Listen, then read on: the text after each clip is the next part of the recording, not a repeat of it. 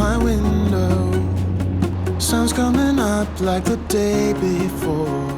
You're like a stone on my pillow.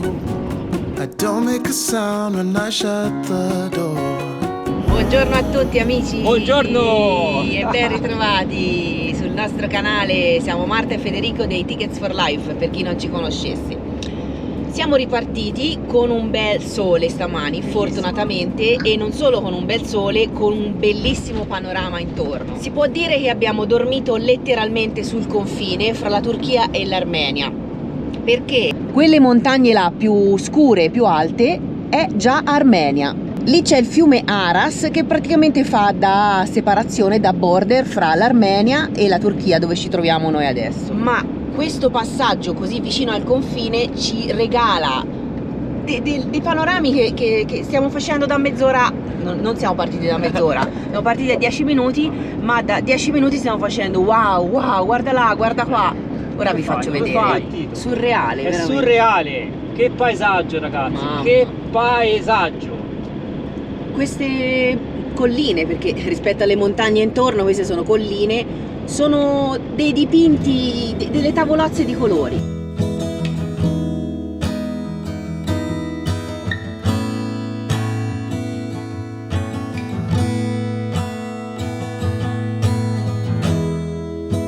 Vitamins and history books. Ci troviamo a una quota di 1000 metri, però non è freddo, con questo sole sono 6-7 gradi. Il sole, ragazzi, è vita. È vita. Vi cambia completamente tutto. Stanotte abbiamo dormito in un parcheggino in una frazione, perché non si poteva definire città, di Tuzluka, come vi dicevo proprio molto prossima al confine armeno, e siamo sempre sull'altopiano, insomma, quindi il nostro obiettivo oggi è di scendere un po' verso il mare. Il mare ovviamente viene da sé che sia il Mar Nero. Il Mar Nero. È la prima volta che vedremo il Mar Nero. La prima volta sia per noi che per il nostro mitico Charlie. Esatto, quindi Ed ora stiamo attraversando questo fiume che è quello che vi dicevo prima, cioè il fiume Aras, che fa da confine fra la Turchia e l'Armenia. E quindi siamo entrati in Armenia? No, non siamo entrati in Armenia. Il fiume fa una sorta di curva, diciamo, nel territorio, un'ansa, e gira nella parte di terra turca. Quindi l'abbiamo attraversato, ma siamo in territorio turco.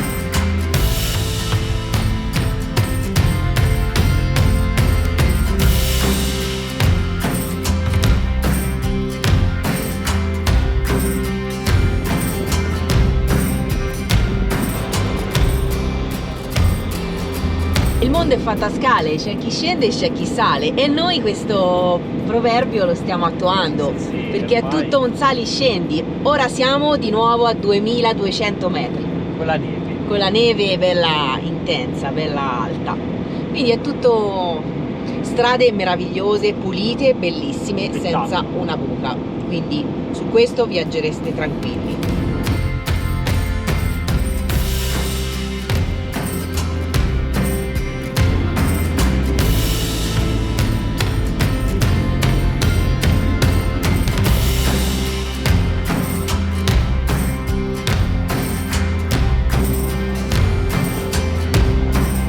Oggi sarà un lungo percorso di spostamento, abbiamo da fare diverse centinaia di chilometri e sono tutti sopra i 2000 metri, perennemente sopra i 2000 metri, si sale a 2002, poi si riscende a 1800, poi si sale di nuovo a 2002. Ve lo vedete, è un Luna Park, È un no? Luna Park. Le montagne russe, meno di 1800 non siamo mai scesi.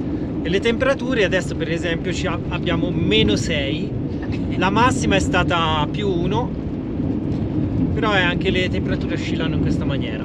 -6 e l'ora di pranzo, Sì, Cioè, sì, nel è senso, tipo mezzogiorno e mezzo. non è né mattina presto né la sera tardi, cioè siamo nel centro della giornata. Tra l'altro Marta ha detto la parola magica, è l'ora di pranzo.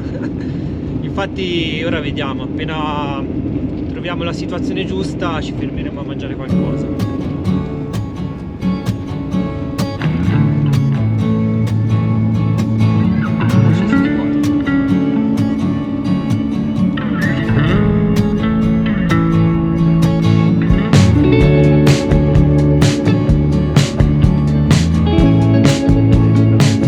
Proseguendo a dritto in quella direzione saremmo entrati nel confine georgiano, mentre noi rimaniamo in terra turca.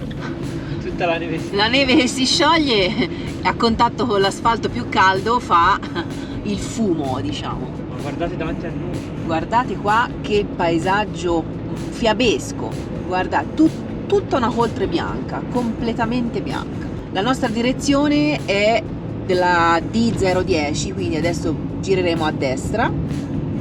Prenderemo questa strada che abbiamo appena detto, che taglia un po' nell'interno, una bella catena montuosa, quindi sicuramente dovremo rifare un altro passo. E la direzione, come vi abbiamo detto prima, è verso il Mar Nero. Vogliamo toccare l'acqua del Mar Nero.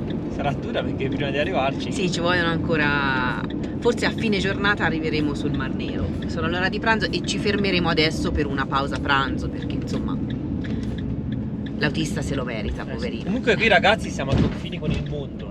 Sì, È davvero. pazzesco. È surreale sto panorama. Vi faccio vedere qualche immagine che parlano da sole.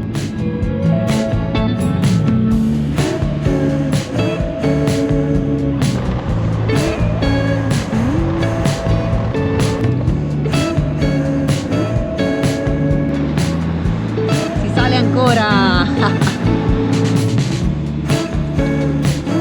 Che si va? Ma se continua così noi arriviamo sull'Himalaya.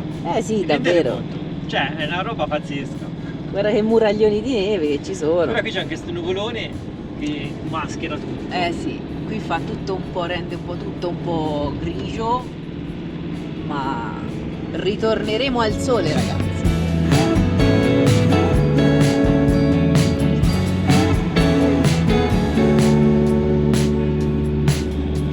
$2400 metri e si sale ancora. Dai.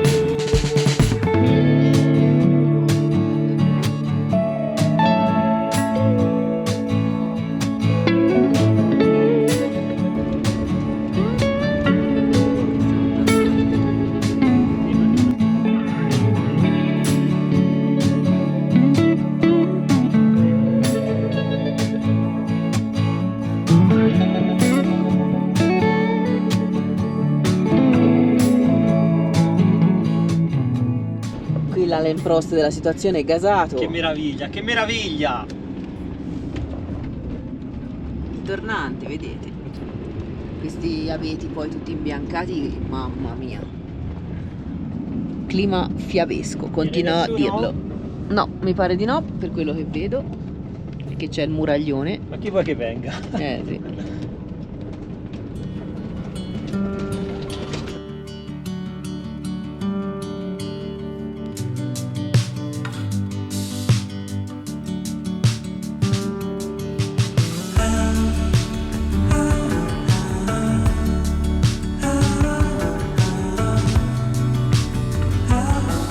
Oh, la neve non c'è più, ma si è sciolta tutta e l'abbiamo trovata sul guado. Ah.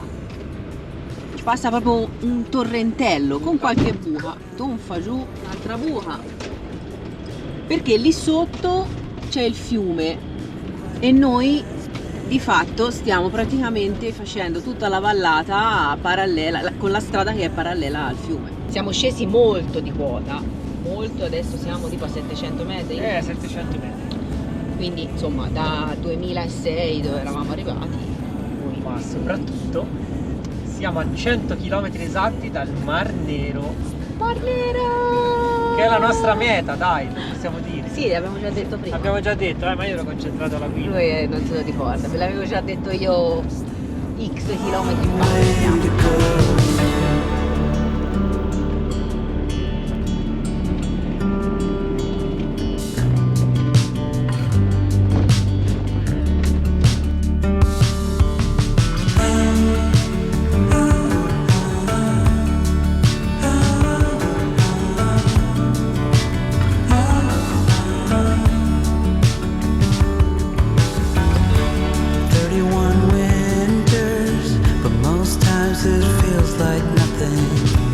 E il piccolo fiumiciattolo che scendeva giù per la montagna, eccolo trasformato in un lago spettacolare che prende il nome di Oshular Creek.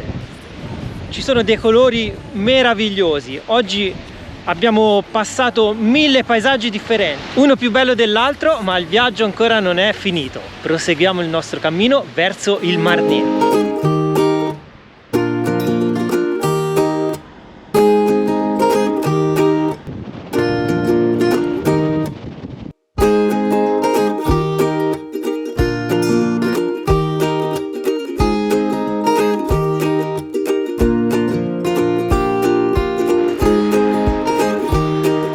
Filosetti, c'è da mangiare, venite? Venite che c'è da mangiare.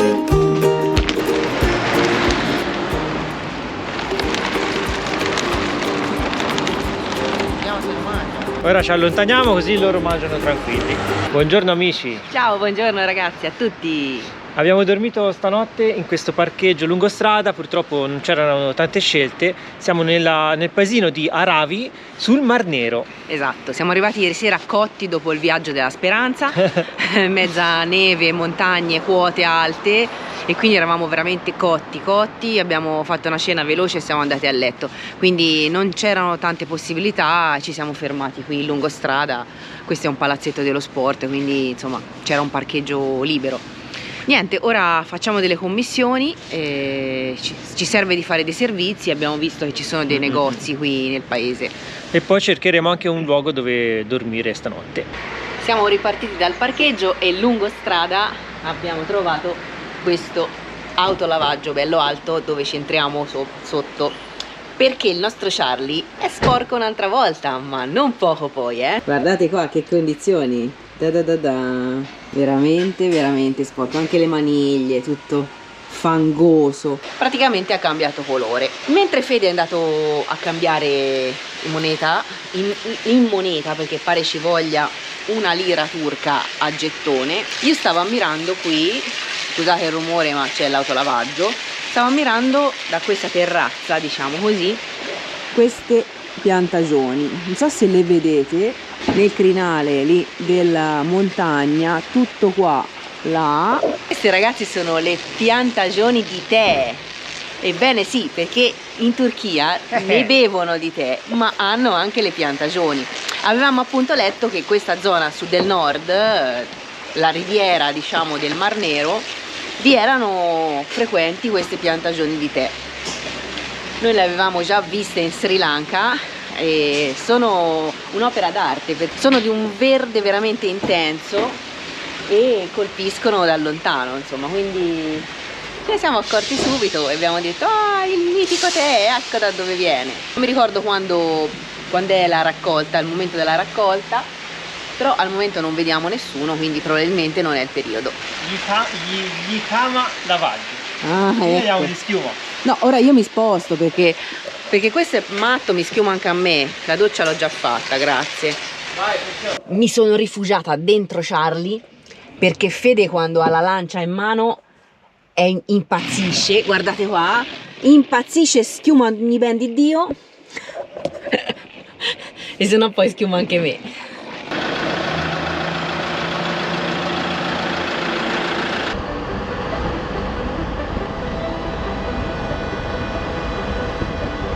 Ecco a voi il Mar Nero di giorno e era ancora più nero di quanto sia nero effettivamente. Ora invece di giorno con un bel po' di sole, non che si sia schiarito, però si vede bene.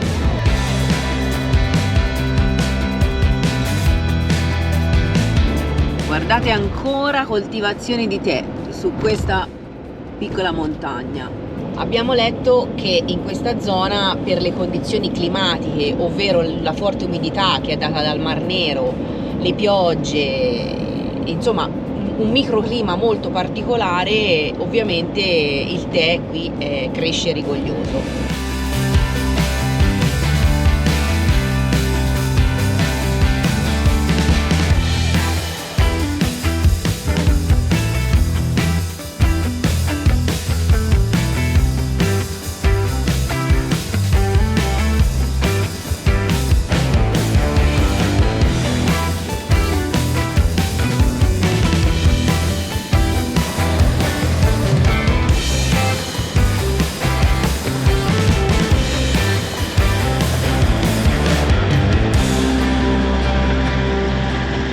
La vita su un van a volte non va sempre come uno se la immagina.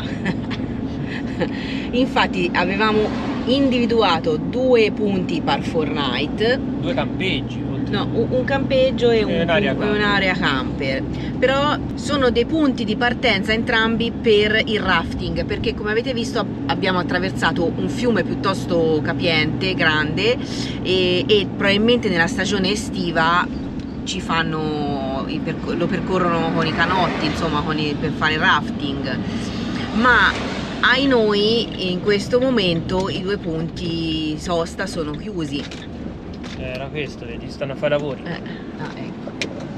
Questo stanno facendo dei lavori, come vedete, di sistemazione, è tutto un po' sottosopra, e quindi sia il primo che il secondo di fatto non sono aperti. Cercheremo ancora avere un paio di giorni di stop in tranquillità e fare un po' tutti i servizi, i carichi e scarichi, dare una bella pulita a Charlie.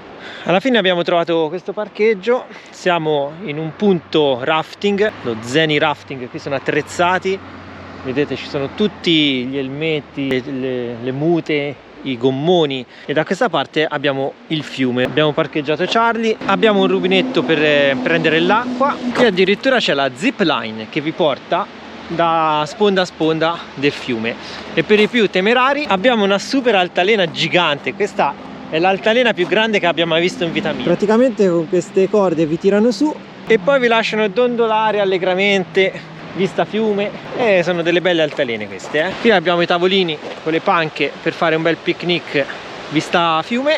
Guardate che altalene veramente imponenti. Praticamente vi dondolate con i piedi sul fiume e tutte le colline con le piantagioni di tè. Questa è un'area veramente di pace e di relax. La strada comunque non si sente, ora si sentono passare solo dei camion perché ci sono dei lavori, ma la sera si spera che stacchino. Ora facciamo per prima cosa un rifornimento d'acqua e poi diamo una pulita a Charlie, poi faremo un pranzo, poi vediamo un po'. Passeremo probabilmente la notte in questo posto. Bene, approfittiamo di questo parcheggio per fare un po' di pulizie. Ora svuotiamo completamente il garage. Abbiamo già fatto il pieno d'acqua, dobbiamo levare tutto, dobbiamo fare una bella pulita a fondo proprio e fare un po' d'ordine.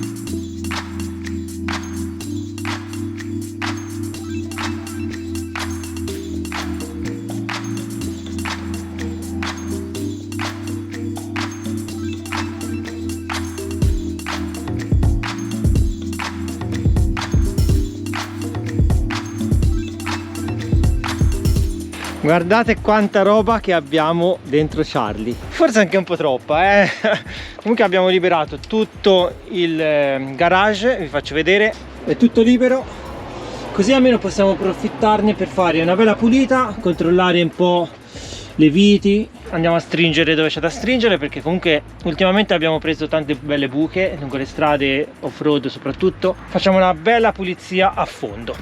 Qui abbiamo i nostri sportellini con altri oggetti, il serbatoio è già bello pieno.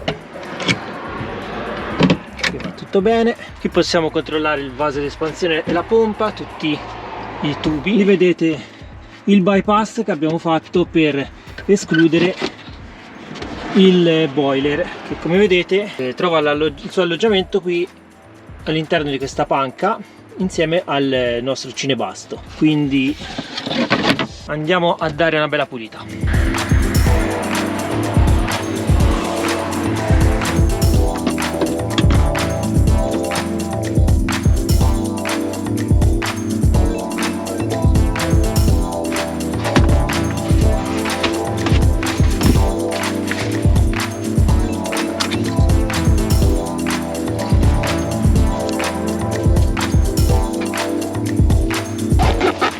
speriamo che andiate in vacanza per un po', Le catene non dovrebbero più servire.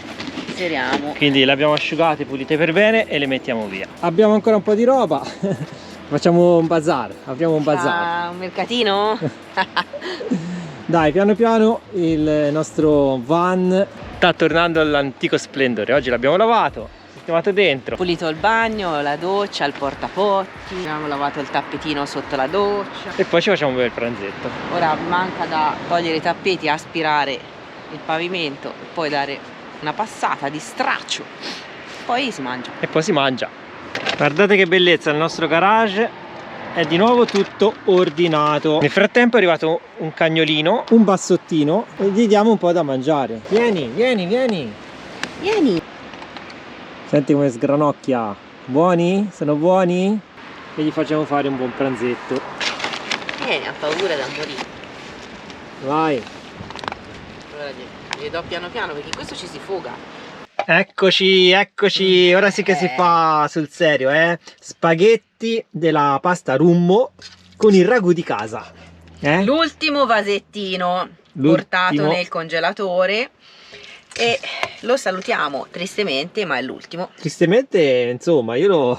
Sì, lo salutiamo tristemente perché è l'ultimo. Perché è l'ultimo, ma io lo saluto molto calorosamente. Ho messo una secchiata di pasta da quantità industriale. Bella storia. Perché povero Fede qui. E quindi ora mangiamo e buon appetito ragazzi. Buon appetito. Buongiorno amici. Buongiorno tichettiani.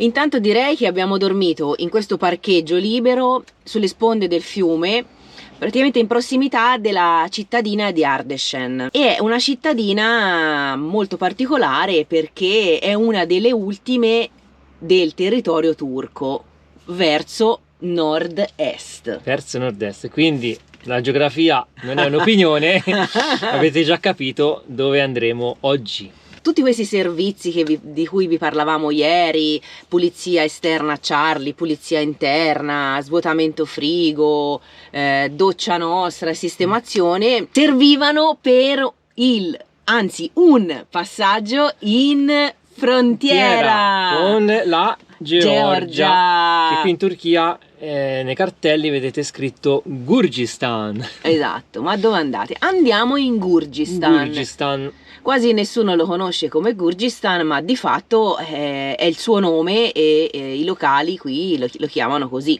In georgiano poi c'ha un nome che nemmeno vi stiamo a dire. No, ma è tutta una serie perché hanno tutti questi simbolini, lettere che non si leggeranno nemmeno mezzo. Sarà una bella avventura. Ma seguiteci ragazzi perché oggi è tosta, oggi varchiamo un confine bello.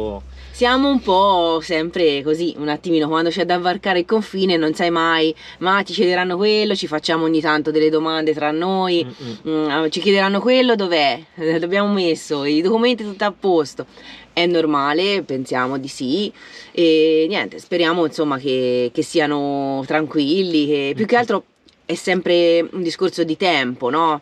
Perché tanto quando uno non trasporta niente di particolare. Infatti. Il problema è che se ci fanno svuotare gli armadi, il garage di Charlie, ci stiamo, non dico una settimana, ma quasi. Però abbiamo ordinato tutto, almeno è anche più accessibile, più facile. Un altro problema sarà la fila, speriamo che non ci sia troppa fila. Ieri abbiamo visto chilometri e chilometri di camion in fila, speriamo di avere un passaggio privilegiato noi con il nostro van. Sì, in teoria le macchine non fanno la fila dei mezzi pesanti, però le macchine, insomma i camper, i van eccetera eccetera. Però finché non siamo lì non lo sapremo e quindi state con noi perché sarà una bella avventura. Forza ragazzi, tutti in Georgia! Like!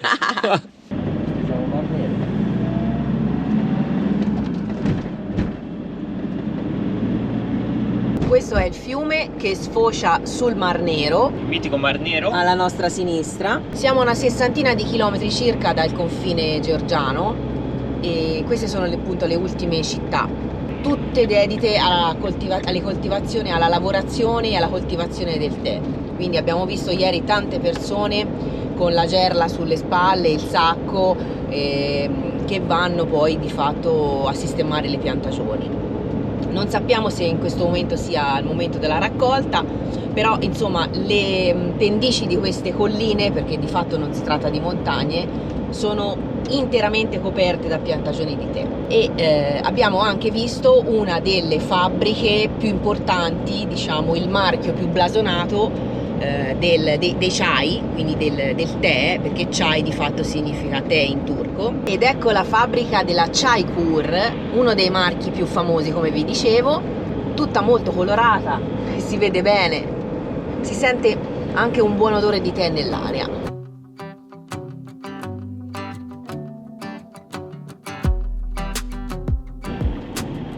La situazione è questa. Ci avranno lasciato uno spazio per passare? Io mi auguro di sì. Bye bye Turchia. Alla prossima.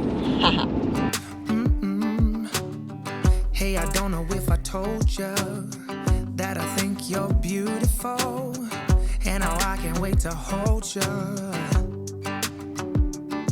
Yeah, you pull me up when I'm falling down, and I don't know what I would do without you. Yeah, you pull me up when I'm falling down.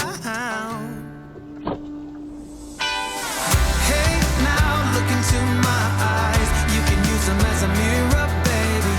You're my ticket to paradise. Hey, now everything's alright. We've been longing for each other, and it feels like I'm on cloud nine.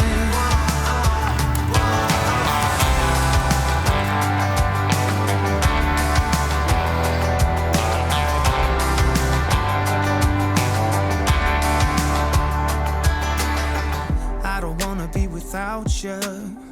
This is something that I know for sure. It's just something about you.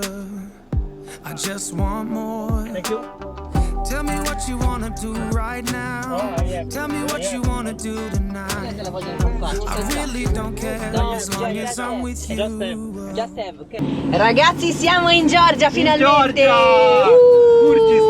Kyrgyzstan, siamo in Kyrgyzstan. Siamo entrati dopo un bel po' di sbattimenti vari. Non è impossibile, però è una frontiera un po' tosta, sono un po' fiscali. Anche per la lingua.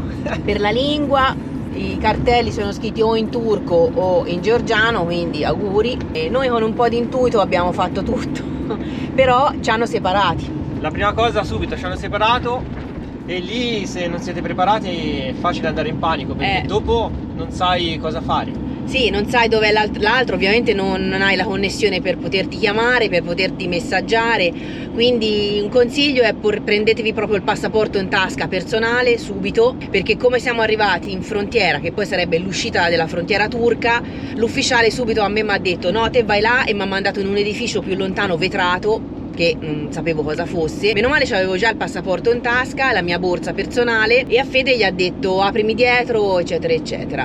Quindi da lì io sono andata in un edificio e non sapevo manco dove andare, insomma, con un po' di domande, mezze inglesi, mezze a gesti, perché le persone non lo parlano. Ho capito il percorso da fare e piano piano ho fatto l'uscita con il timbro dalla frontiera turca, con il controllo della mia borsa, e in un secondo momento poi l'ufficiale georgiano mi ha fatto un po' di domande. Lui per fortuna parlava inglese, del tipo dove andate, quanto state, se fossi da sola. Io gli ho detto che no, c'è Charlie a aspettarmi. Tutto questo ignara di cosa stesse succedendo a me. Perché passi in dei tunnel vetrati tipo una sorta di aeroporto, però io Fede non lo vedevo e guardavo dalle vetrate, ma non vedevo né lui né Charlie, quindi comunque lì vai avanti, cammini, ci sono tante persone a piedi con tutto il bagaglio, cammini e appunto questo ufficiale poi, dopo un po' di domande, l'ufficiale georgiano mi ha messo il timbro di entrata. Poi fai di nuovo il controllo della borsa e arrivi a una sala, diciamo che sarebbe la sala d'attesa finale, però da lì di fatto non vedi i mezzi che arrivano, quindi Fede non l'avrei visto. Quindi sono uscita fuori nel parcheggio e lì c'è il delirio, taxi, agenti delle assicurazioni che ti chiamano, vendono sim, un traffico incredibile, cioè tutta una confusione pazzesca. Per fortuna a un certo punto in lontananza con la coda dell'occhio ho riconosciuto Charlie. Ho visto Charlie che stava arrivando all'ultimo passaggio dell'ingresso georgiano, quindi mi sono messa in un angolo, ho aspettato e poi piano piano, poi Fede ha fatto l'ingresso sia del mezzo, insomma, che del suo passaporto. Sì, io ho avuto un piccolo problema, nel senso che mi hanno fatto l'uscita con il passaporto, con il timbro, e mi hanno fatto proseguire. Al check successivo mi hanno fatto scendere, mi hanno fatto parcheggiare di lato e ho detto, mi hanno fatto uscire proprio dalla fila. E io ho detto, ora stai a vedere che mi svuotano Charlie, mi sbucatano, vanno a controllare tutto. Invece semplicemente non avevano passato il libretto di Charlie, quindi non avevano registrato l'uscita del mezzo. Sono tornato indietro a piedi, mi hanno detto vai al casello numero 7, indicando con le mani, con le dita, e sono andato lì, mi hanno fatto l'uscita e a quel punto era tutto a posto e sono potuto passare oltre. E dopo ho fatto un altro controllo, ma semplicemente hanno aperto il portellone, hanno visto che era un camper, sì, e hanno richiuso. Mi hanno chiesto anche a me quanto, se era la prima volta, le solite domande di rito, da dove si viene. Sì. E a quel punto mi hanno messo il timbro sul passaporto e siamo entrati a Batumi, la prima cittadina. Siamo a Batumi in questo momento, che è proprio effettivamente proprio alle porte del confine. Nel frattempo guardate qua che bella fortezza stiamo passando. Primi accenni di Georgia, ragazzi. Primi accenni, sì. Ora inizia tutta la trafila per il nuovo paese. Per il nuovo paese dobbiamo ambientarci, dobbiamo fare il diesel, quindi capiremo quanto costa, dobbiamo fare la SIM, importantissima per noi, se no non ci vedrete più.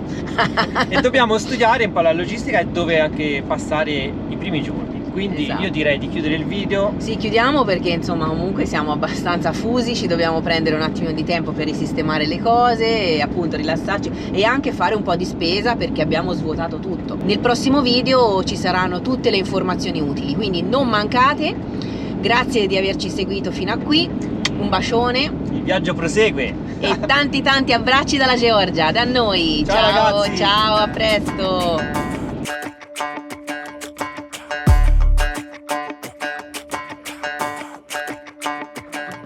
Walking home late at night, maybe 2:30. A little drunk, but I'm alright, 'cause I've been hanging with you, and it feels like love. Tell me if I'm wrong.